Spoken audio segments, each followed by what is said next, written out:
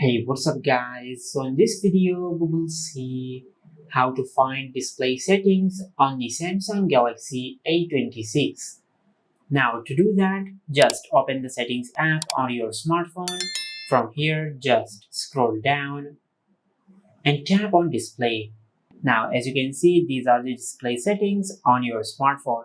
From here, you can enable or disable dark mode on your smartphone, and also you can increase or decrease the brightness on your smartphone. And also from here you can increase or decrease the refresh rate on your smartphone and all the other display settings. Just like that. And this is how you can find the display settings on the Samsung Galaxy A26.